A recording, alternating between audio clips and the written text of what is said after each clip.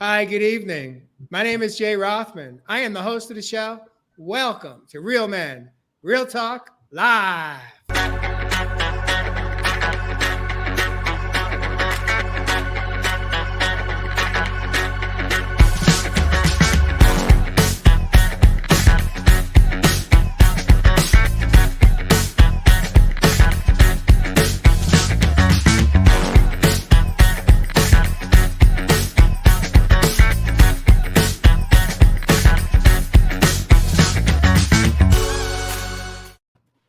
Welcome back to the show. Again, my name is Jay. I am the host of Real Men, Real Talk Live. I am excited to have back in the studio this week for episode 75. After we did take a week off last week, we had some other commitments. We couldn't make the show, but we are glad to be back this evening. 𝐿 Heath, the man of the land from down under, he calls Australia home. 𝐿, welcome back to Real Men, Real Talk Live. Thanks for having me, my brothers. Looking forward to diving in. All right. Jeff Fasano, Nashville, Tennessee. Welcome this evening. Thank you, Jay. You always do me last, though. And, of course, we have Josh Richer coming in from Southern California. He calls the Los Angeles area home today. Welcome back. Good to see you, gentlemen. It feels like too much time has passed. For sure. I do want to take a moment here to welcome our viewers. If you are watching us for the first time, we'd like to invite you to let us know that you are where you're coming in from, where you call home, and we'd like to welcome you to the podcast. If you should hear something that you like or love, we invite you to tap your love button on your monitor and light us up. And of course, if you should have any questions that come forward during the show, please drop them down into your comment section, and we'll do our best to acknowledge as many of those questions as we can. As we are welcoming in episode 75, tonight's episode is all about shame and judgment, facing the storm within. And here's just a couple of highlights that I want to make sure we cover tonight, gentlemen. One is, are you facing a storm within or turning away from it? Are you shaming and judging yourself? Are you holding on to shame from past mistakes, failures that can truly hold you back from your personal freedom? And are we judging others daily to feel better about ourselves?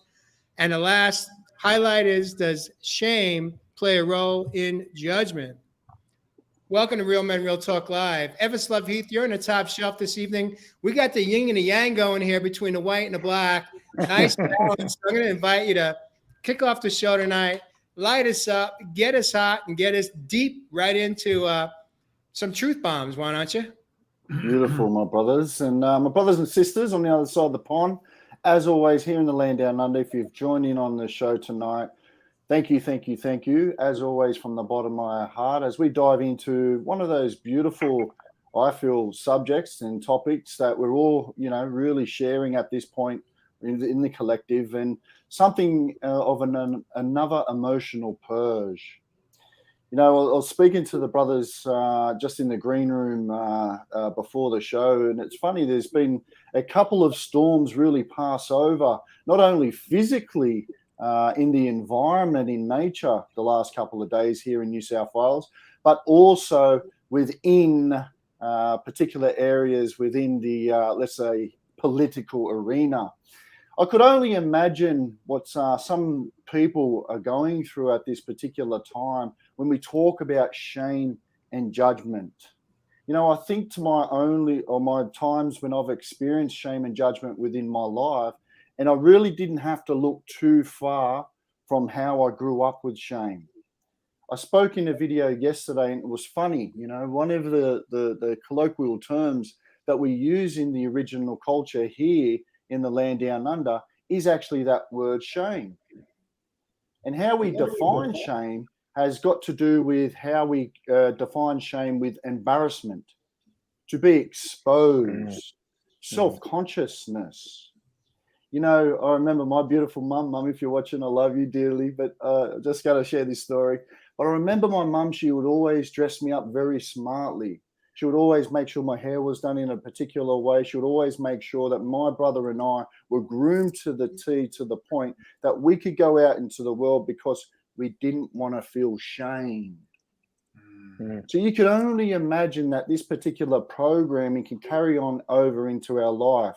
And I started to see shame within my life, not only for how my appearance was to the world, I also saw shame on my relationships with other people outside of myself. And I also saw shame within how my relationship was with money, was with wealth, my career, and how I navigated through my life. So when we look at these words like shame and judgment, what I was trying to say on that video yesterday was that shame is at the lowest of the totem pole when it comes to emotions, my brothers and sisters. It can be debilitating, it can be stagnant, and it can make you feel powerless to the point that we can't really move forward in what we want to do within our lives. Now, whether this is external, which I've just mentioned, this shame can come through self-judgment, that can come through body shame, which will help a lot of people in their health, fitness, and wellness journeys, as you know. But the other one can come through trauma. So we could feel shame for our body if we've been through particular sexual trauma that may not allow us to really navigate that true self of who we are.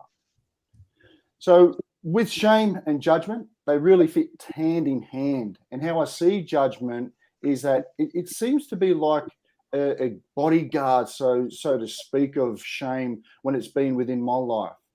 You know, I toured the world competing in competition against other brothers in the fitness world to be judged.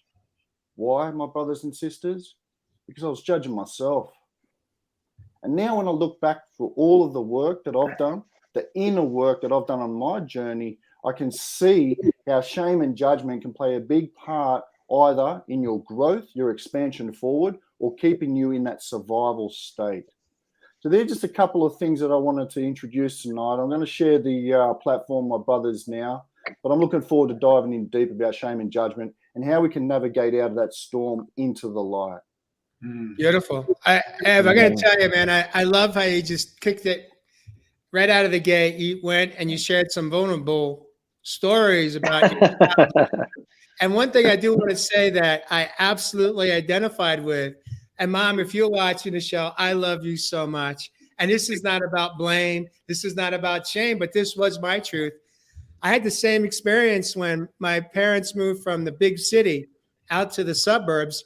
I was in second grade and my mom was dressing me to the nines. And it was a different style than the way the kids were being dressed in the suburbs. And I was shamed pretty quickly. And it took me a long time to overcome that. Just in how I dressed alone was different. And there was a lot of self-judgment and shame that came with that because of how it impacted my life as a child in the second grade. So there's one more thing we have in common on Real Men, Real Talk Live. I want to ask you real quickly though, Eb. Yeah, brother. What is your relationship with fashion today? Oh man, you know, I like the deep cut scoops and V-necks and look, man, my relationship with fashion today is a self-expression of me. So back in the day, it definitely, let's just say, like you were saying, Jay, it may not have been Ev's expression that Mum wanted me to dress up in. Yeah. And I have a quick question for both of you guys, since you both have the same experience, and I know we're talking about shame and judgment, but real quick, did both of your experiences create a belief that you're not okay just being you? Was that part of it as well? There you go, brother. That you had. Good. Hey, Cheers. Good answer. Before we go there, I chime in. I have the same. My mother did the same thing with me. Wow. Well, this is probably why we're all somehow we energetically connected in our 40s, 50s, and 60s, just for that reason. But I went the other way. I had holes in my jeans that used to piss my mother off to no end. How could you go out of the house looking like that? Yeah. But I did it on purpose. I did it on purpose. That was the rebellious part of That yourself. was my rebellious self of having holes in my jeans. Now you can buy jeans like that. Mine happened naturally. And and I would never buy jeans. And then I would go home and my father knew exactly what I was doing. There you go. And he would laugh. I want to bring it back to Josh right now. Josh, I'd like you to chime in and kind of give us your download on what has been your relationship with shame and judgment, either of self or others, and where are you at in your relationship today with shame and judgment?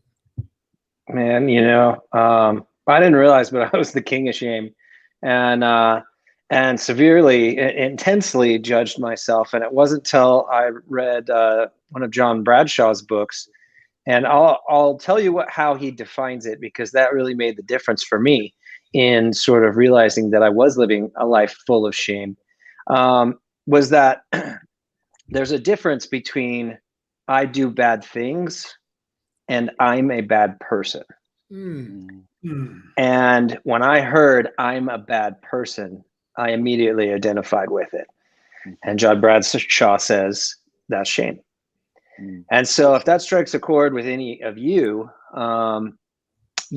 it was like a bomb had been dropped. I remember I was listening to his audiobook on the drive up to San Fran to see my sister, and I had to pause that audiobook more than once and take a deep breath and go, whoa, this is me. I mean, I was the poster child of shame and judgment.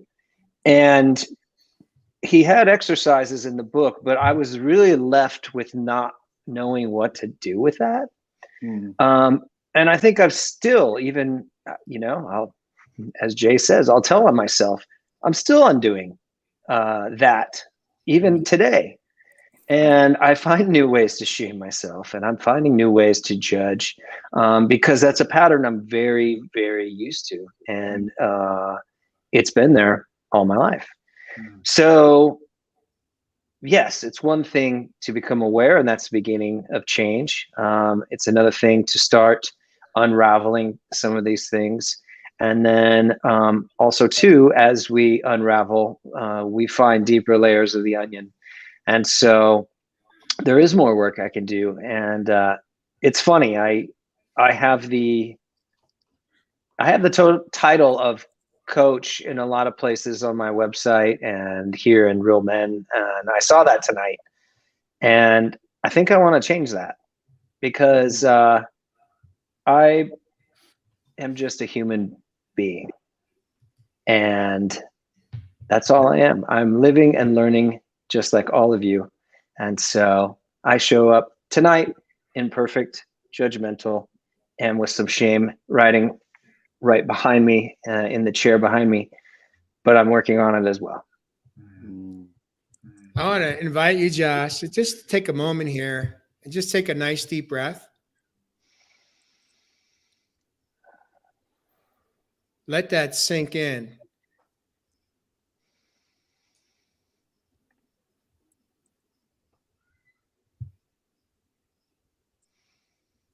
How do you feel right now after that little breath? I feel great. Jay, thank you for the term telling on myself, because that's my new favorite thing to do. And just getting it all out. All that stuff that we spent so much energy hiding this from the world. I feel great every time I tell on myself. I feel great every time I put something out there that I've been ashamed to say publicly, or to even a friend. Here we are saying these things to the world, and it feels amazing. Beautiful. I want to take a moment here before we jump back in, just to briefly welcome our viewers this evening.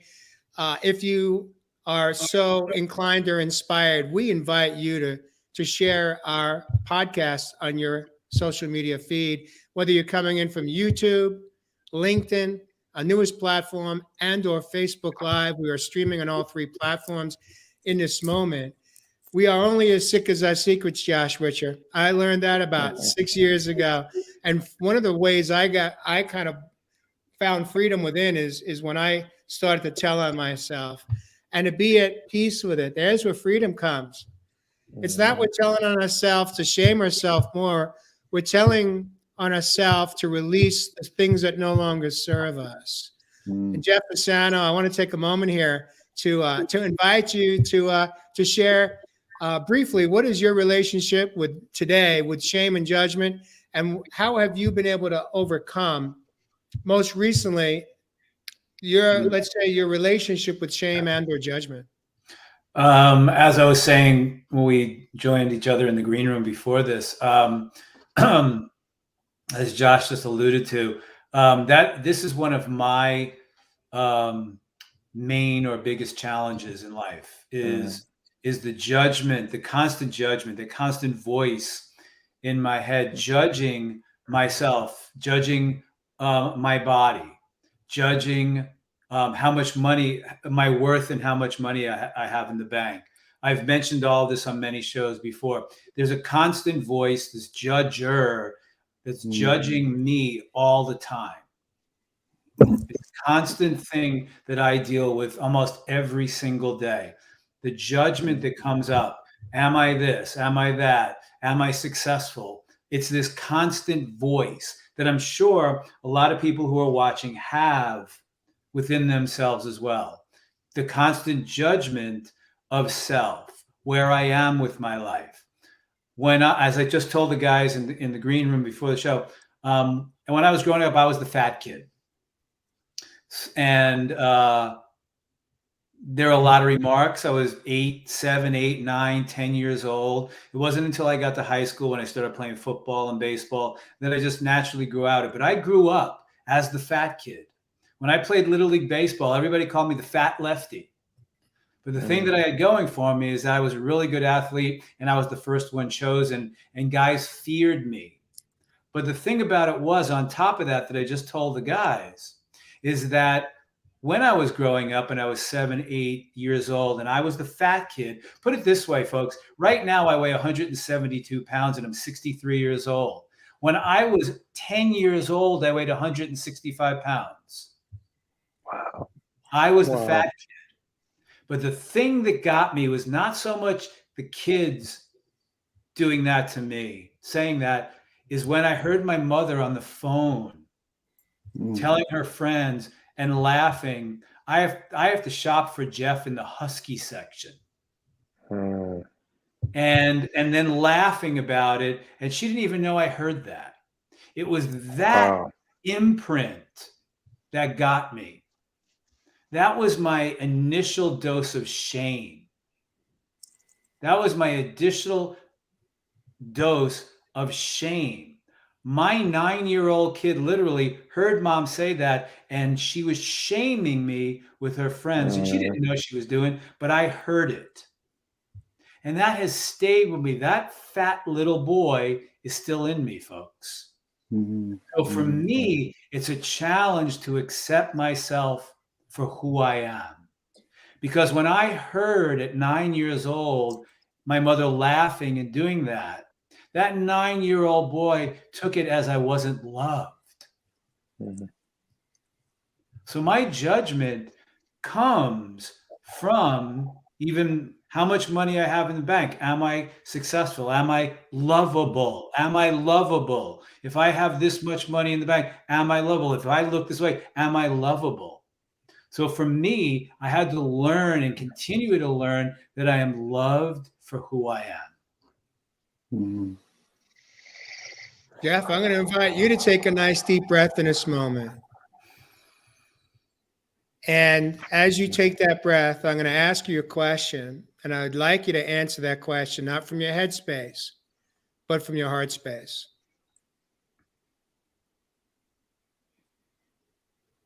Is it true? Is what true? Are you still that fat little boy? Oh, no. I'm not that fat little boy. Okay. But that comes up. I understand. From time to time. But as the adult, yeah. I'm not that fat little boy, but like Josh said earlier, it creeps in from time to time. And I've got to be more conscious and aware of when it creeps in. There you go. And when does it creep in? Is there certain things that trigger it, Jeff? Yeah, from time to time. the shame and judgment comes up with women. The shame and judgment comes up with in my career. The shame and judgment comes up from time to time, even when I'm getting dressed to go out. It's amazing how it comes in, and I look, and then that fat look. Even all of the years, the 20 years that I was hardcore bodybuilding, the reason why I was doing that was so I wouldn't be the fat kid anymore, and I'd look great. But I'm not that person, and I know that I'm loved for who I am. So it's basically what we're saying here in this moment is it's a work in progress. And as much as we all want to believe we are that special, because we are special to ourselves, we are just men, all and women, having a human experience, and that includes self-judgment and shame. And I want to take a moment here. This question was proposed by Shannon, but I'm going to invite Evis to answer this question. Are you as hard on other people as you might be on yourself? No. Ev, I'm going to invite you to give your perspective on that. And if whatever the answer is, I'd like to know then why or why not. I mean, I can't answer for Jeff. I'm not asking you to. I'm asking you to answer for you, though. Yeah. And the thing is, there's no way I'm as hard on anyone else like I was on myself these days. No way for sure. I love 𝙬𝙬𝙑 Nightingale's little quote about judgment. He says, you know, if you're judging others, you're not defining other people. You're only defining yourself. Right. And I think that's a real beautiful, you know, sort of point where we can sort of talk about that, because you know, whether it's the judgment on self or whether it's based on how you're comparing yourself to those other people is another thing. And that all comes back to this body image, this body shaming that I really help a lot of people with, particularly in what we're living in society now. For those days in my personal experience, how I was traveling the world to be judged until I realized I was the biggest judge of all to myself. Yeah. So it takes the inner work, it takes self-mastery. And, you know, I'm sure we're going to drop some of those tools in during the show. Really quick, Jay, in response to Shannon, I would, and the answer is no to her, but you know what I would do is I would look at other people and and in my mind, I would go, they look better than me. They're better than me. They're better than me. That person is better than me. Look at their career. Look at how much money they have. Look at the car. Look at what they're doing. Look at the house they have. They're better than me. They're better than me. And I would do that. So the answer to me is no, I'm not hard on other people. Just myself. Okay. Yeah, if I was equally as hard to others as I am to myself, I'd be the shittiest friend on the planet. Exactly. But Ev, I wanted to say a quick point to what you're saying, which is a great way of recognizing in ourselves where we may have some dis-ease, is in that other people are just a mirror for us. And so the ways that we're judging, it's something we can listen to. It's something we can become aware of and see how we're judging other people and turn around and say, what is it in me that I'm not accepting in myself or not loving in myself that is in that same judgment towards others? So we can use it as a guide and as breadcrumbs to get to some of the deeper parts of ourselves that are still hurting. A great question is when we're entering into a relationship, are we looking at another and seeing certain aspects of them, thinking that we don't have that? So we want to choose to be that. So we're looking at something, wow, I love the way they do that. I love the way they do that. So you're seeing aspect in someone else that we wish we had. So we could enter into relationships as opposed to looking at it going, oh, wow, that's really cool. That's something that really interests me, but we're not self-judging and shaming ourselves because we think that they are better than us because they have qualities we wish we had. I'm going to take a moment here, gentlemen. I want to break it down from my perspective about shame and judgment. It's almost, I think it would be almost impossible for a child to grow up and not have some shadows around shame and judgment of self and of others. Even if you are one of those lucky people that grew up in a very consistent, loving, kind home, there are all of these other influences that take place in our childhood, like school, like the playground politics, even church or temple. Let's talk about media. Media is so much more challenging today for us as human beings than it even was when we were children. But what media I'm talking about is you've got the old print ad magazines, newspapers, TV shows, movies, and now social media. And we are easily seduced into, and of course, commercials on a TV set. We are easily influenced and seduced into comparison. And I can't even, I don't know if it's possible for us to have been shielded or live in a bubble where those outside influences, even if our home was ideal, that we wouldn't be easily have been seduced into starting to compare ourselves to others. And so for me, that's the reality. And for me as well, I no doubt struggled with shame in my younger years and self-judgment. And if you're a child like I was and you were bullied in 2nd to 6th grade consistently, you don't have to worry so much about self-judgment because you're receiving it from the external forces. And they're just, what they're doing in that moment is they're just affirming what you're already feeling inside. There you go.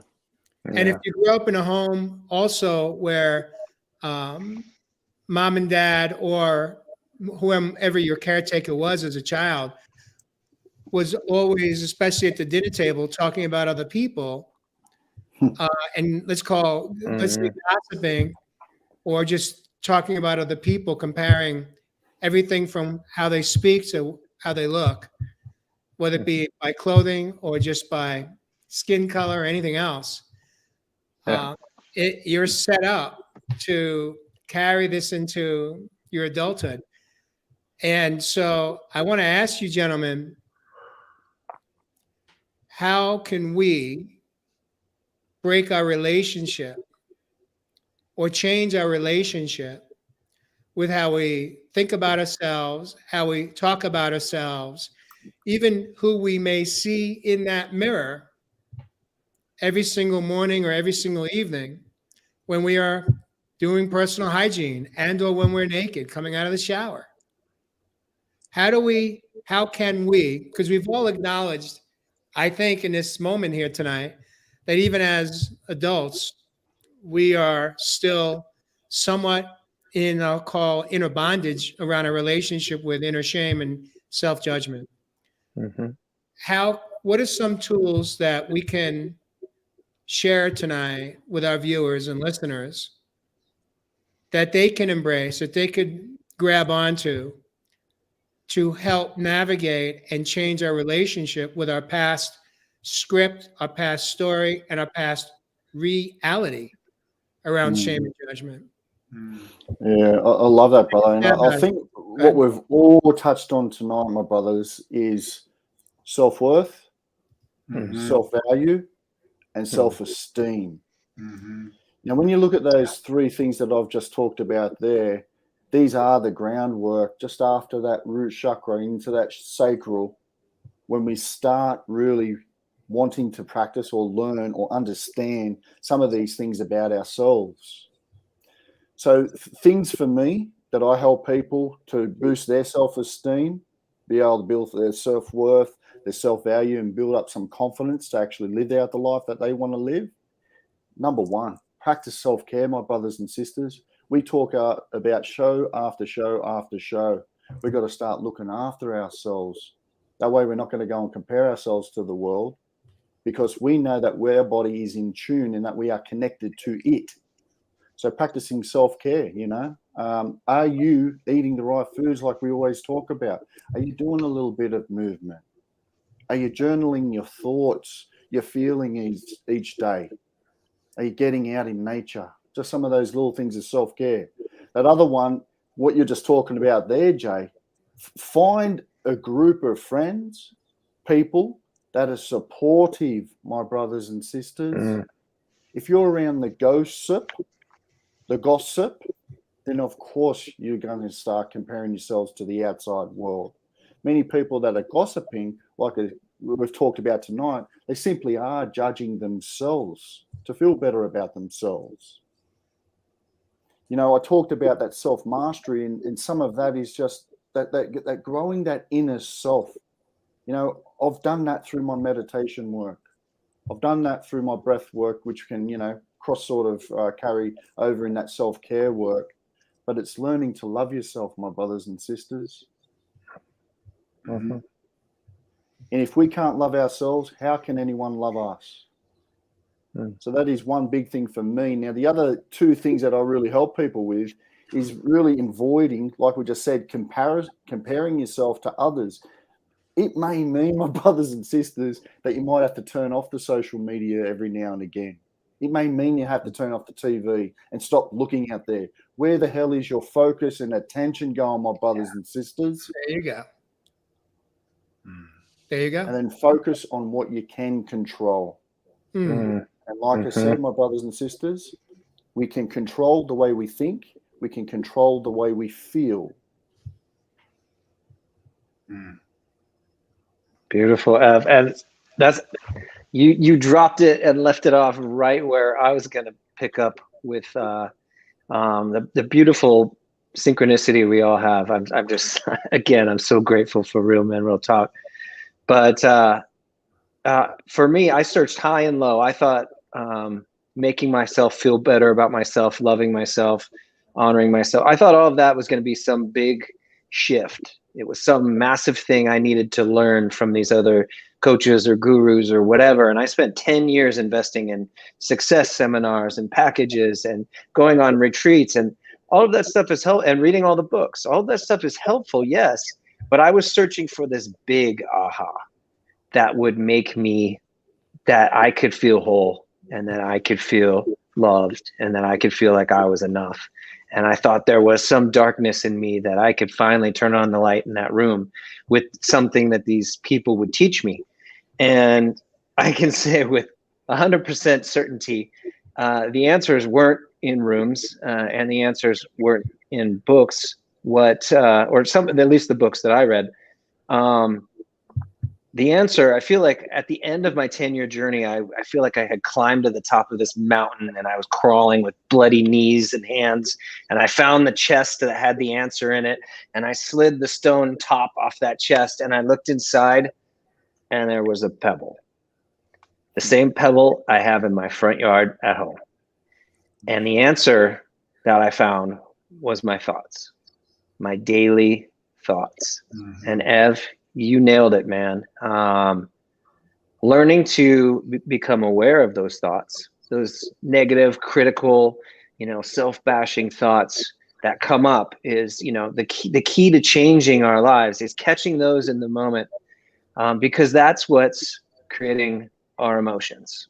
Thoughts lead to emotions. That's just how it works. And so by watching our thoughts, we can start to police ourselves. We can start to catch them in the moment and choose a new thought called reframing. And that was the biggest tool in my life. for creating all of the change, stemming from the point that I almost took my life because of the shame and judgment I was putting on myself, to being the happiest I'd ever been in my adult life.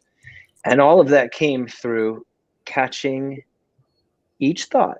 And it's not hard, but it takes awareness, and we can do this every day. We don't need to bring anything to work. Here I am on sound stages working away, and I'm catching those little thoughts and choosing new supportive thoughts about myself. And so, yes, the answer isn't big. In fact, it's quite small. And I Ev, love you that, nailed it. Josh. Thank you so much, Josh. I just love what you said. You used the word reframing.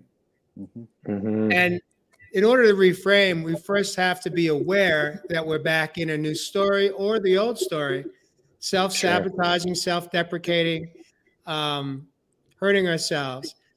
But I also heard, if I may paraphrase you, it's about progress, not perfection. Because as soon as we feel like we missed it or we didn't do it right today, we go right to shame again. We go right to, what's wrong with me? Why can't I get it this time? And the answer is because we're freaking human, and life shows up and people show up, and we have opportunities to be tested every day.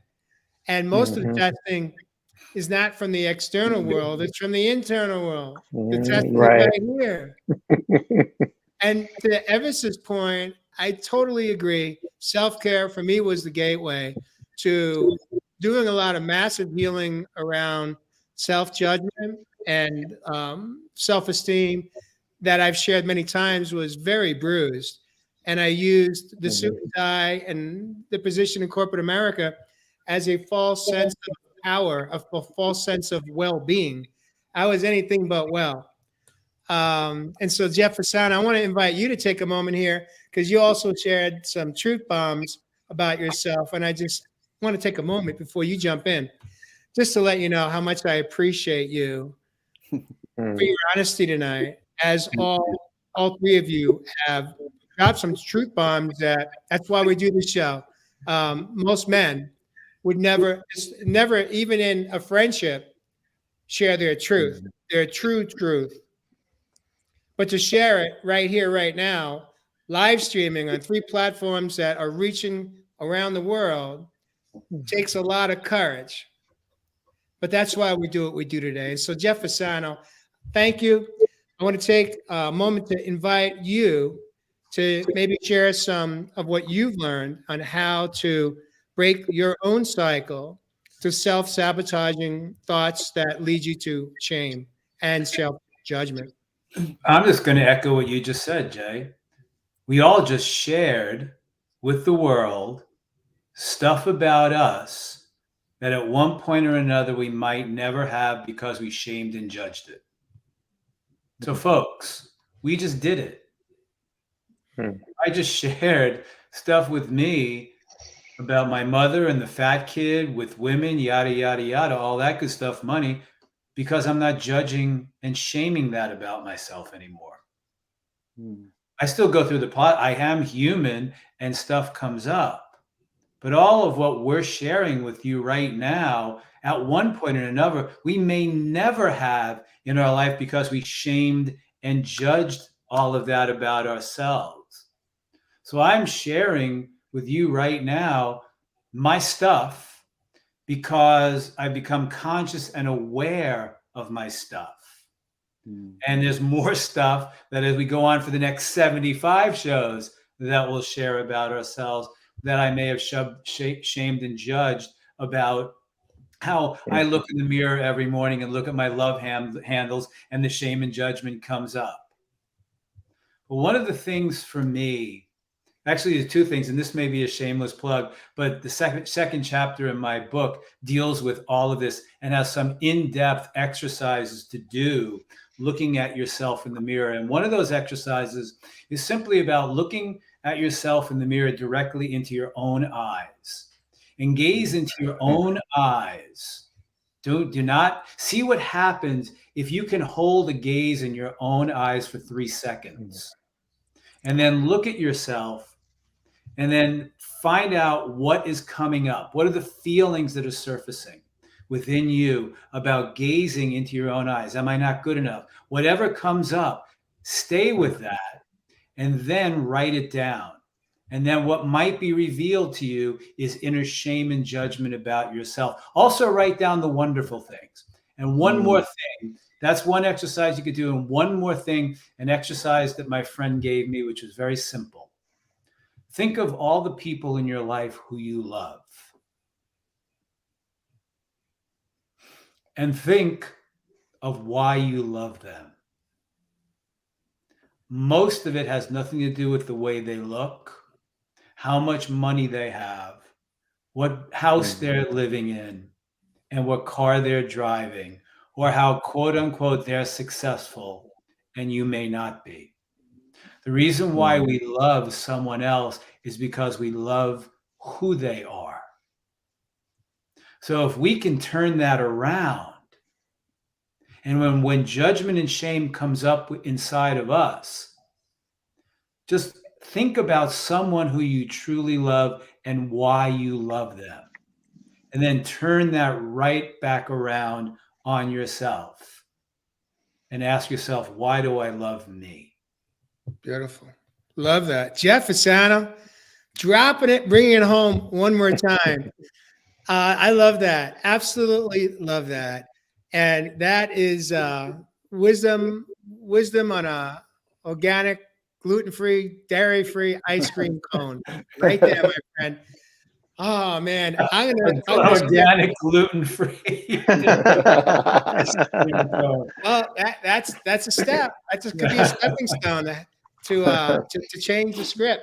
But I will say this, gentlemen. Here's my tip and trick and tool to help the next time any one of us, including our viewers or listeners, go to self-deprecating, self-sabotaging thoughts about ourselves. In that moment, ask yourself, would I say this to my own child? Would I talk to my own child this way? Great. Literally, ask yourself, would I talk to my own child this way? And hopefully the answer is absolutely not.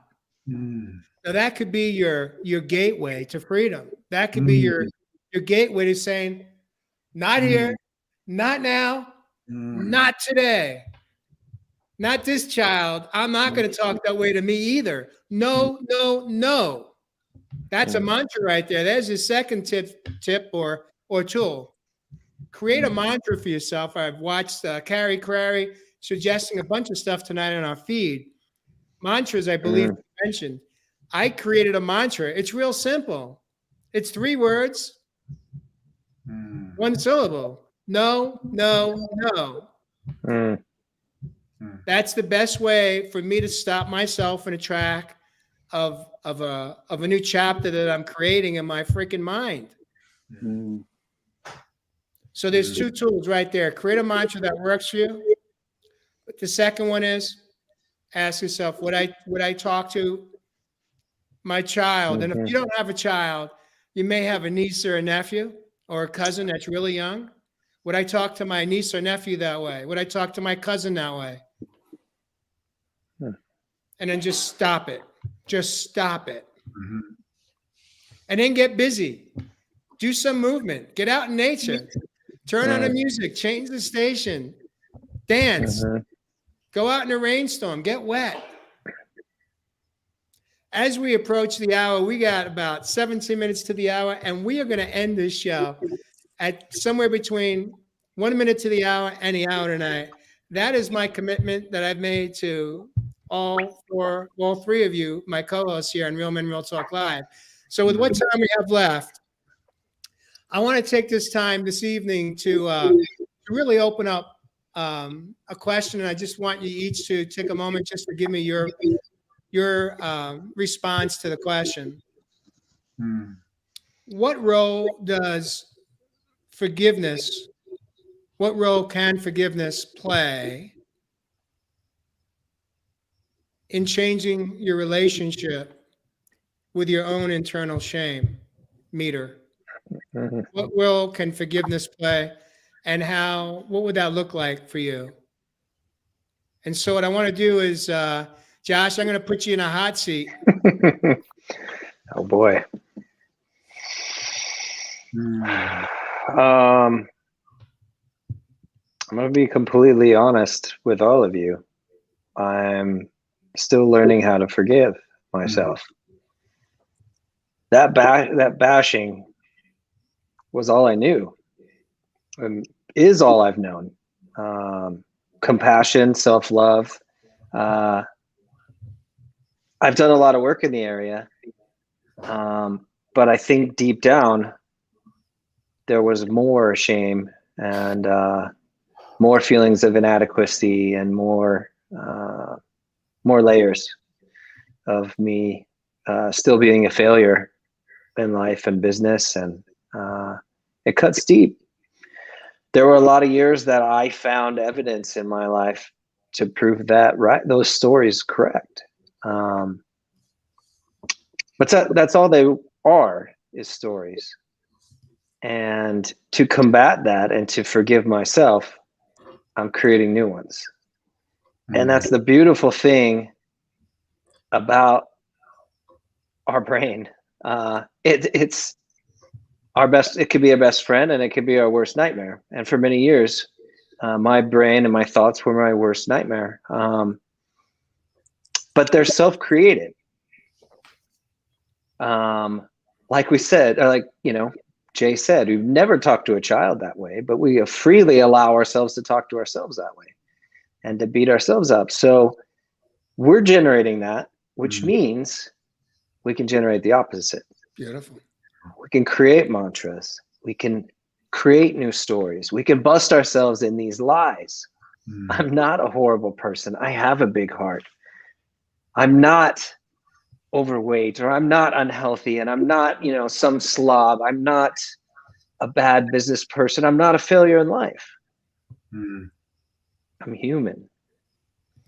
So these are the stories we can create for us and about us that foster good feelings, which create good emotions, which create good chemicals in our body, and our body responds. It all starts here. What we're indulging in here manifests itself here. So start with the pebble, my friends. Reframe those stories. And you, I, all of us can take charge of our lives and our stories and turn things around. Beautiful. Love that. Josh Richer, reframing it this evening on Real Men, Real Talk Live. Thank you so much for that. Love it, brother. Jeff Fasano, you're up. You have 2 minutes. When I drop you back out of solo, that's time to wrap it up. He's on the timer tonight, brother. Yeah. Come on, man. Come on. Something just popped into my head. Here we go. That I is with me being the fat kid. Now I go and look at guys who I grew up with who are all slender and slim and have great body, and I no longer feel like I'm the fat kid. Well, wait a minute. That sounds like there's a little judgment there. There you go. Just a little bit there, brother. I'm trying to it's like a little levity, but actually there's some mesquite there. And I remember when that guy had this great body when he's thin. Look at him now, and then it makes me feel a little bit better about myself. Tell me about forgiveness. You used up 1 minute, by the way. You got a minute now. Okay, because I'm right where Josh is. I'm still learning forgiveness on a different level that has nothing to do with judgment and shame. But maybe forgiving myself for constantly beating myself up over what I haven't done yet, what I should be doing, not making quote unquote enough money, not owning my own house, all the nots. Josh just said it. I'm not. Another tool to use, and one of the things that I am doing my best to do is looking at what I am, Beautiful. what I have accomplished, what I've done. Who am I? Who am I? Is my heart open? And begin to forgive myself for beating myself up over many, many years of thinking what I am not. So for me, it's a bit of self-forgiveness, but shifting the practice into what am I and who am I? Beautiful. Releasing the word not in my life about me. Love that. Love it, brother. Love that. Mm-hmm. And I Jeff, love you how just you brought up. go ahead. No, Jeff. go ahead. Go ahead, Jay. I was just going to say, I love how we can flip the script. You just invert it. Instead of focusing on what you're not, acknowledge what you are, Yeah. Mm-hmm. what you There you are. go. I love that. Josh, go ahead. I was going to say, Jeff, you just brought up next week's topic. Because when you said, "Who am I?" I felt this terror inside of me. This fear going, "Oh God, don't ask me that question." So There we anyways, go. Yeah. Beautiful. But just think about what came up, Josh. It's who am I, not who do I think they think I am. There you go. exactly. Beautiful. That's what scared me. Yeah. All right. Well, we may have a topic for next week's show. Jeff, thank you for igniting Josh this evening. 𝐿𝑒 this is your moment to do what you do. Beautiful show again tonight, my brothers. And, like, I'll keep us, pretty quick and, really respect and value the time that we've got. What we've really gone in tonight, like I touched on, we've gone back into that old programming conditioning. We've gone back into the old programs as the child, the inner child that needs the healing still, as we can see. And, like I said, some of those lower so-called vibratory emotions that really sit down at the bottom is shame. It is guilt. It is how we blame other people or other things for maybe some of these mistakes or these, as Jay the Rothman says, missteps or actions that really been holding us back to be healthy, whether that's emotionally, physically, mentally, or spiritually. Now, I love looking at a particular emotional scale where on the other end of that emotion scale, you can actually see a funnel that drives up that way, and you can see the lower vibration of emotions going down that way. On the top end from shame, I would say that there's the word enlightenment. I would say that there's the word peace. I would say that there's the word love. I would say that there's the word honor. I would say that there's the word joy. I would say that there's the word happiness. So when Josh was talking about reframing maybe some of these thoughts that really with stories that we've been telling ourselves up until this point, why not reframe the story of shame from powerless to powerful? How can we empower ourselves, my brothers and sisters? It's one of those beautiful words that Jay's talking about. It's practicing that forgiveness for yourself, for any other pain that you may have caused with others. And look, we're not perfect. This is what we're saying. We are looking at emotions that have the ebbs and flows of life. So if there's any reason, my brothers and sisters, that you've felt ashamed, whether it was about your body, whether it was about something that you've done within your life, whether it was about something that's just turned up culturally, significantly in your life, it's time to reframe the story to empower you. For all the people that I've helped over the years, there's only been one word that has really come to mind that these people have all had in common. And that was never about feeling valued. It was never about feeling a sense of worth. It was never about feeling a sense of love. It was a sense of disconnection.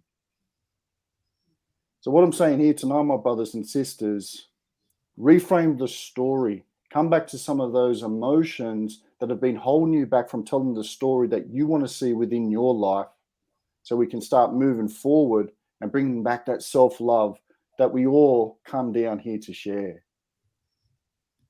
Mm. Mm. Mm. Love that. Mm. Let's just take a moment here just to take a nice deep breath in silence. And let's all let that drop in.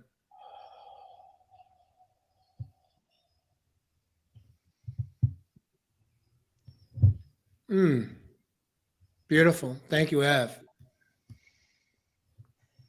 So as we approach the hour here, we made a commitment in our production meeting this week. Our podcast has expanded out to where we were averaging about an hour and 25 to an hour and a half show.